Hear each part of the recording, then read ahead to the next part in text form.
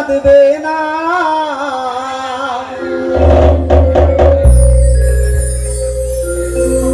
যাদের জন্য করলা কামাই মরলে তারা চিনবে না।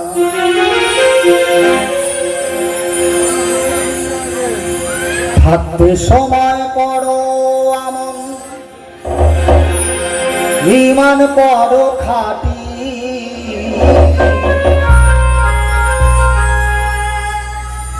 থাকতে সময় করো আমন,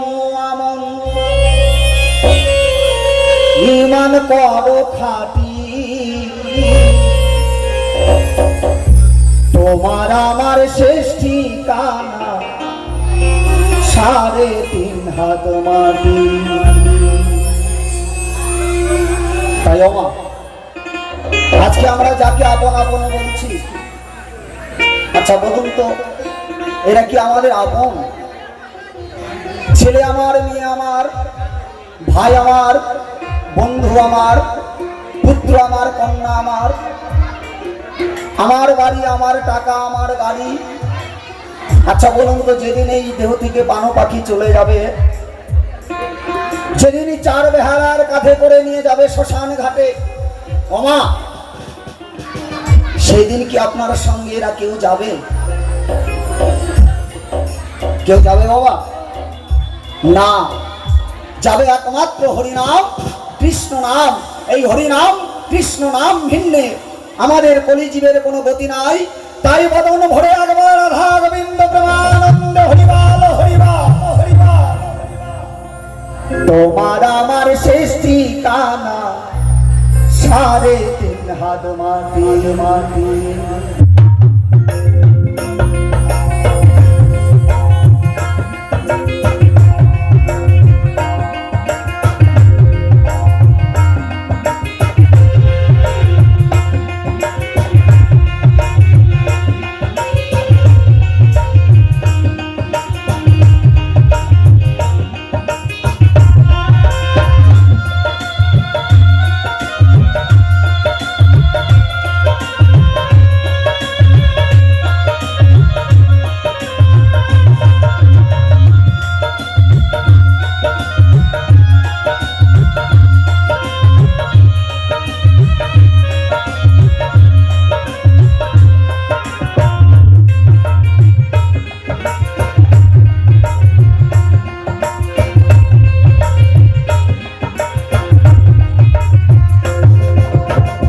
আজকে মরলে কালকে 2 দিন, পরের দিন কেউ কাঁদবে না।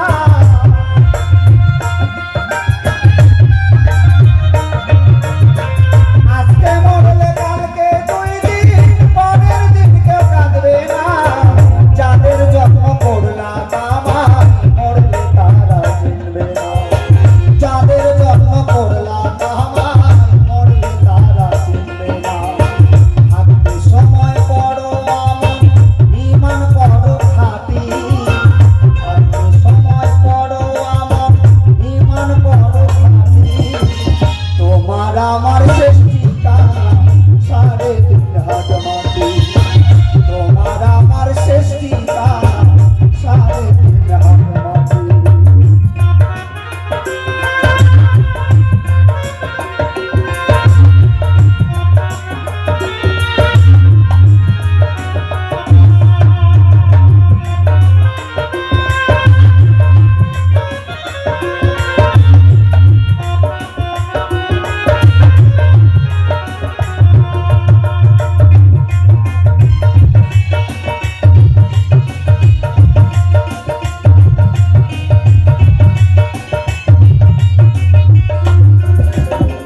কত কষ্ট কইরা হারে মন করলা সাদের বাড়ি।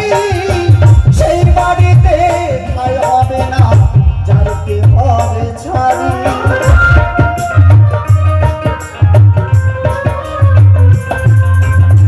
কত কষ্ট কইরা হারে মন করলা সাদের বাড়ি। সেই বাড়িতে ঠাই হবে না, যাইতে হবে ছাড়ি। টানে তুমি রবের বিধান ভুলো না।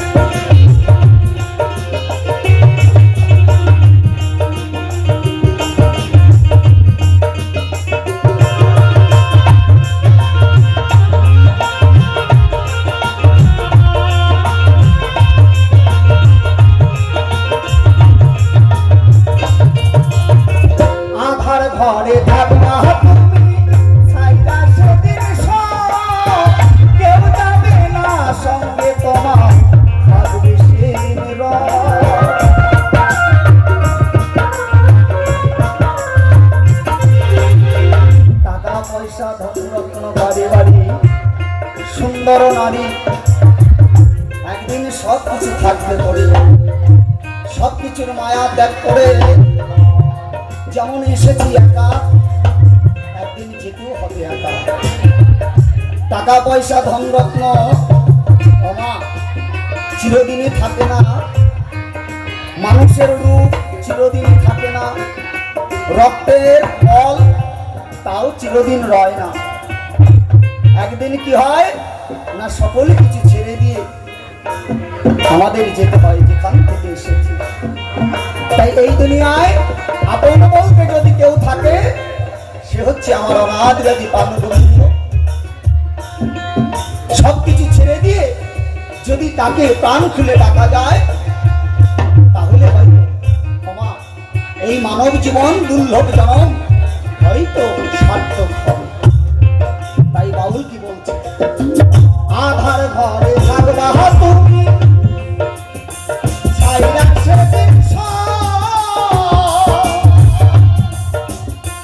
কেউ যাবে না সঙ্গে তোমার আসবে সেই দিন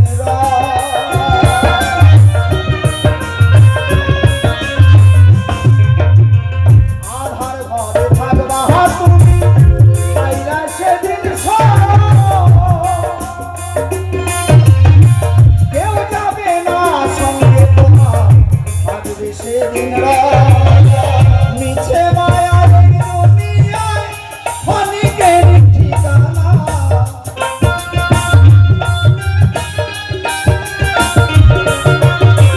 নিচে মায়ার দুনিয়ায় অনেকের ঠিকানা ধনী গরিব নাই ভেদাবে মাটি হবে বিছানা থাকতে সময় বড় আমন ইমান বড় খাটি তোমার আমার শেষ ঠিকানা সাড়ে তিন হাত মাটি তোমার আমার শেষ ঠিকানা সাড়ে তিন হাত মাটি আজকে মরলে কালকে তুই দিন পরের দিন কেউ ডাকবে না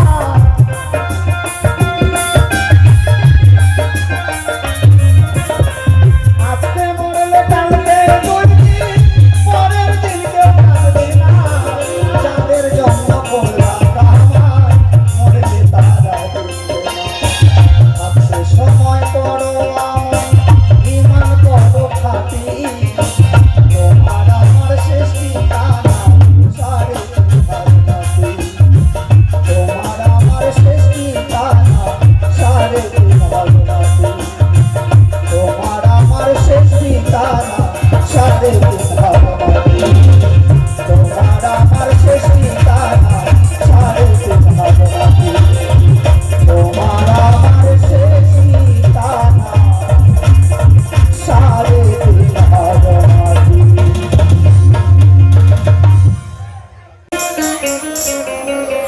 অন্যের জানাইলে দুঃখ ওরে হাসে মনে মনে পা ফাটা ভীষণ লেখা যার ফাটে সে জানে জানে। একটা বাউল গান গাই যেহেতু বাউলের আসর। অন্যের জানাইলে দুঃখ হাসে মনে মনে পা ফাটা ভীষণ লেখা যার ফাটা ফাটে সে জানে। কি বাবা তাই না? বাউল গান, বাউলের আউল কথা। গানের ভাষায় কি বলছে মহাজন, অন্যের জানাইলে দুঃখ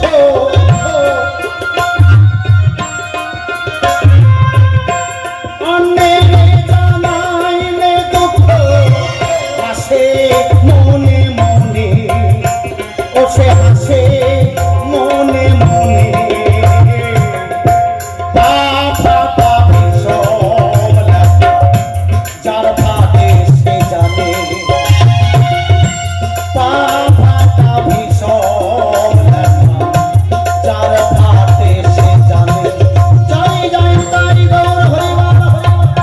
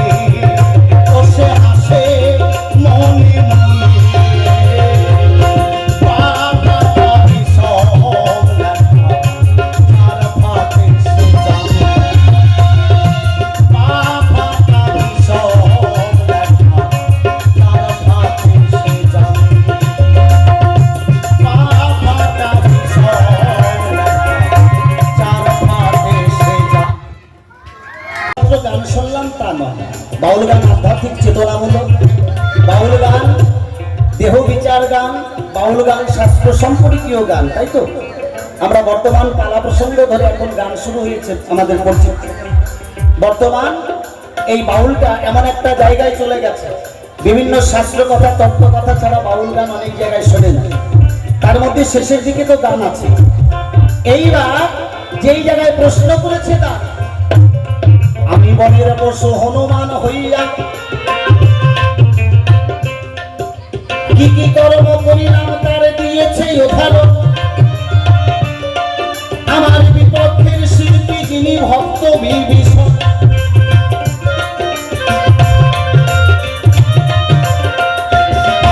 উনি নাকি প্রথমে জিজ্ঞাসা করেছিল যে তুমি কোন শক্তির দ্বারা রাম সীতাকে বক্ষ মাঝে রেখেছো, বক্ষস্থলে তুমি যাবে বলে। আমি প্রথম নাকি লিঙ্গ দেখিয়েছিলাম, এই জিজ্ঞাসাটা করেছে তুমি নাকি ভক্ত, তাহলে ভক্ত হয়ে তুমি আমার এই কথার পরে তুমি কেন লিঙ্গ করালে দর্শন। এই কথা বলে যখন প্রভু রামচন্দ্রের কাছে গেল, গিয়ে প্রভু ডেকে ডেকে বললো বিভীষণ তুমি আর একবার যাও, দেখা যাক হনুমান তোমাকে আবার কি বলে। আবার যখন গেল, হনুমান নাকি তার জিহ্বা বের করে বিভীষণকে দেখালো, তার কারণ তুমি যাবে বলে এই জিজ্ঞাসাটা করেছে। কি বাবা, তাই না? এর একটা কারণ আছে বিভীষণ তোমারে জানাই, যেটা কিন্তু মোটে তুমি মোটেও বোঝো না।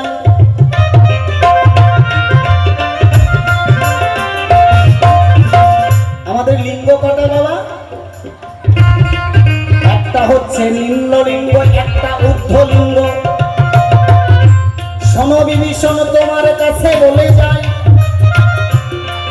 এই নিম্ন লিঙ্গ সাধন করে যারা ঊর্ধ্ব দেশে যায়,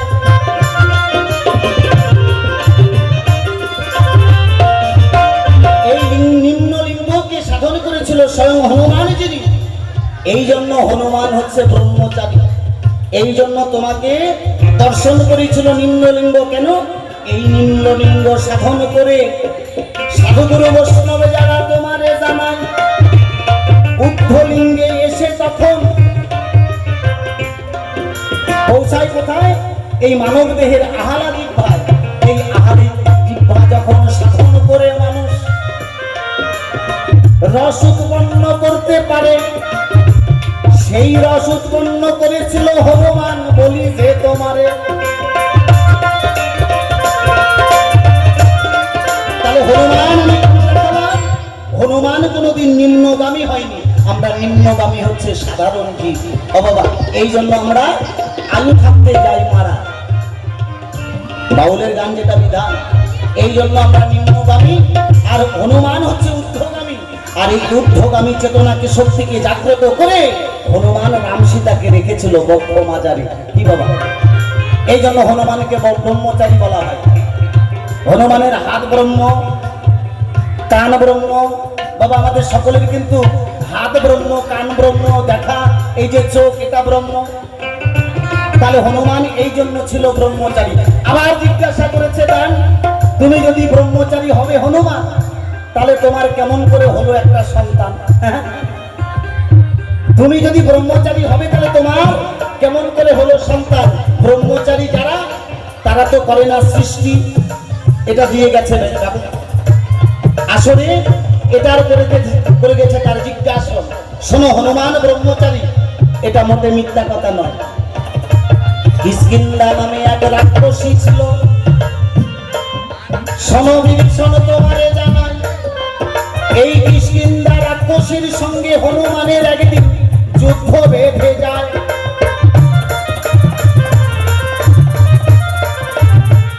এই কিষ্কিন্ধা রাক্ষসী যখন হনুমান তার স্নান করতে লঙ্কায় যাবে, সেই সময় এই কিষ্কিন্ধা রাক্ষসীর সঙ্গে হনুমানের যুদ্ধ হয়। যুদ্ধ করে কিষ্কিন্ধা রাক্ষসীকে যখন বধ করে, হনুমান বড় ক্লান্ত হয়ে কি করলেন? লাফ দিয়ে উঠলেন একটা গাছের ডালে। গাছের ডালে গিয়ে হনুমান মনে মনে চিন্তা করছে কিছুক্ষণের জন্য করতে হবে বিশ্রাম। ওই যে রাক্ষসীর সঙ্গে যুদ্ধ করতে করতে হনুমান যখন গাছের ডালে বিশ্রাম করার জন্য গেল, হনুমানের শরীরে ঘাম নির্গিত হইল। যখন হনুমান গাছের ডালে বিশ্রাম করছে, হনুমানের শরীর থেকে এক ফোঁটা ঘাম একটা মকরশি বাসা বেঁধে জাল পেতে ওখানে বসেছিল। যখন এক ফোঁটা ঘাম ওই মকরশির গায়ে পড়ল, সেই মকরশি তখন হনুমানের ঘাম চাটিয়া খায়। সেই জন্য মকরশি দেখো গর্ভবতী হয়। যাই যাই যাই গৌর সীতানাথ প্রেমানন্দে। ওই যে হনুমানের এক ফোঁটা ঘাম পড়লো মকরশির গায়ে, সেই মকরশি যখন এক ফোঁটা ঘাম চেপে খায়, ওই মকরশি গর্ভবতী হলো। আর ওই মকরশির গর্ভে একটা সন্তান হলো। শোনো বিভীষণ, তোমারে জানাই, মকর ধ্বজ নামে হনুমানের সন্তান বিশ্ব মাঝে রয়।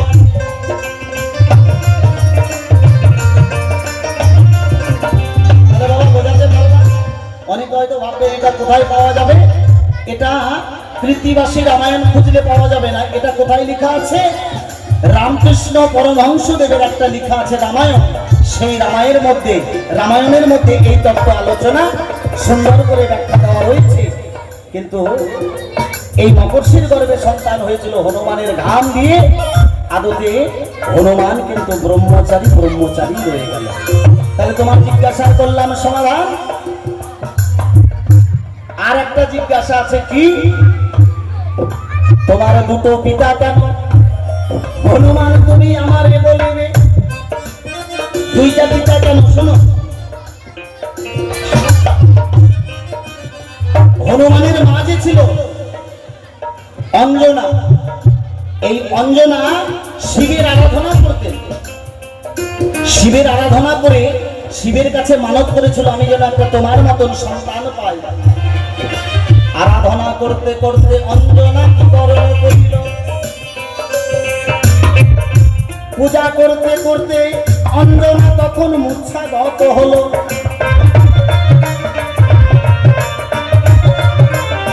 যখনই একটু মূর্ছাগত হয়েছে, স্বয়ং ভোলানাথের চক্রান্ত।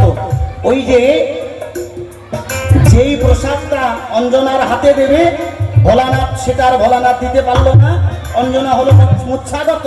সেই সময় সেই শিবের আশীর্বাদী প্রসাদ দিয়েছিল কাকে?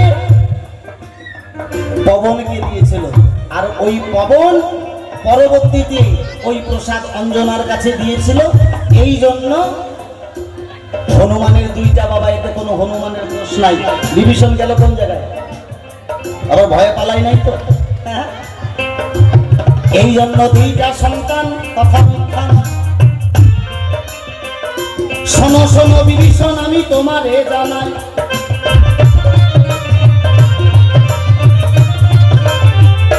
অল্প সময়ের গান বেশি করতে চাই না বড়।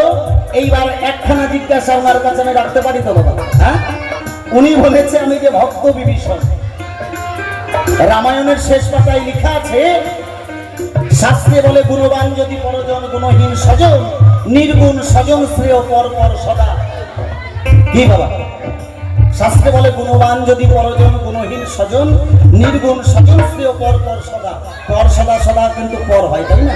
দেখবেন অন্যের সন্তানকে যদি মেরে তাড়িয়ে দেন, আপনার কাছে আর কিন্তু 3 দিন 10 দিনও আর আসবে না। কি বাবা, আসবে? আর নিজের সন্তানকে মেরে যদি রোদের মধ্যে শুকাতে দেন, তবুও কিন্তু সেই সন্তানই সে আবার বাবা বলে ডাকবে, মা বলে ডাকবে। এই জন্য শাস্ত্রে বলেছে গুণহীন যদি পরজন, গুণহীন স্বজন, নির্গুণ স্বজন শ্রেয় পর পর সদা। আপন যতই নিম্নমানের হোক না কেন, সে কিন্তু আপন। তোমার কাছে আমার জিজ্ঞাসা রয়, হে ভক্ত বিভীষণ, তুমিও ভক্ত আমিও ভক্ত, তুমি আমার কথা বলবে, তোমার কাছে একটা জিজ্ঞাসা রবে, কি বাবা? নিজের ভাইকে ছেড়ে তিনি শত্রুর দলে গিয়ে নাম লেখালেন নিজের ভাইকে ধ্বংস করার জন্য। এই জন্য বলা হয়েছে ঘর শত্রু বিভীষণ। এই তো ভক্ত বিভীষণ কয় কিনা? হ্যাঁ, কি বাবা?